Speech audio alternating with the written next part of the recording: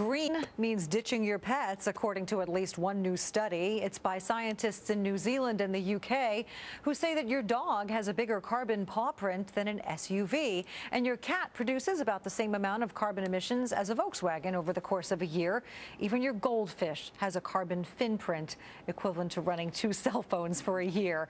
So what are the options for a loyal pet owner? Well, joining us now is the author of Vet Confidential, veterinarian and director of medicine for the ASPCA's Berg Memorial Animal Hospital, Dr. Louise Murray. Thank you so much for joining us. Well, it's nice to be here. And I am one of those loyal pet owners, and one of their suggestions, hopefully halfway tongue-in-cheek at least, is to eat your pets. Other than that, you're just contributing. They analyzed diets of the pets as one of their things that they did, and they looked at pet food and estimated that an average dog eats around 360 pounds of meat per year. That's the carbon equivalent of an SUV. This is all for the same reason that they argue that humans shouldn't eat meat, because it uses up, keeping the livestock uses land and water and other resources. Should our pets be vegetarians?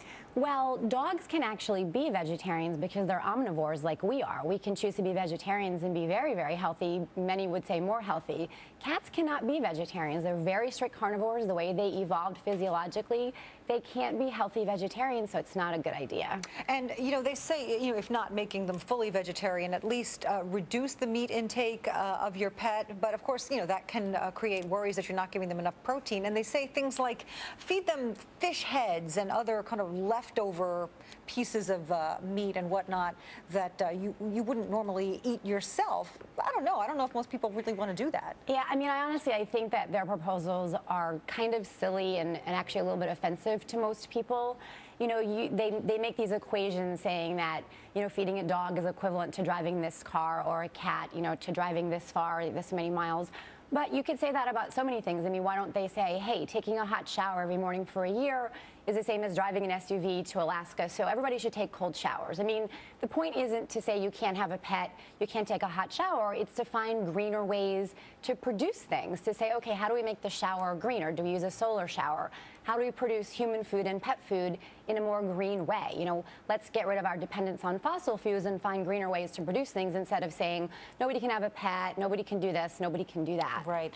They make other points too. They say that some of these animals, like cats, have an impact on other wildlife. They say cats hunt, kill, and eat 25 birds, mammals, and frogs per year per cat.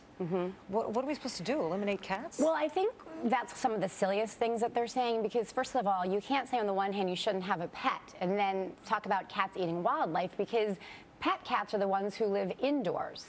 My cats don't kill any wildlife because they're a pet and they live with me. So if they're saying cats shouldn't be pets anymore, are they proposing that they all just run loose outside, reproduce freely, so we'd have even more cats without homes than we have now, and they'd be killing a heck of a lot more wildlife. So I think they should be saying the opposite. Let's take all the cats, let's put them in our homes, and let's spay and neuter them, so there aren't so many. That's another good point.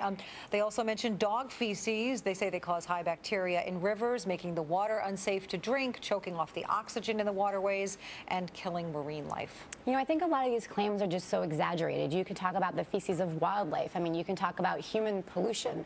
Obviously, we need to keep our planet clean, and we need to deal with all the pollution that we're creating, whether it's pollution from factories, from ourselves, from pets, or anything at all. So we need to find green ways to keep our planet clean, but not throw out the baby with the bathwater and say, let's not have a dog because the dog poops. It's just ridiculous.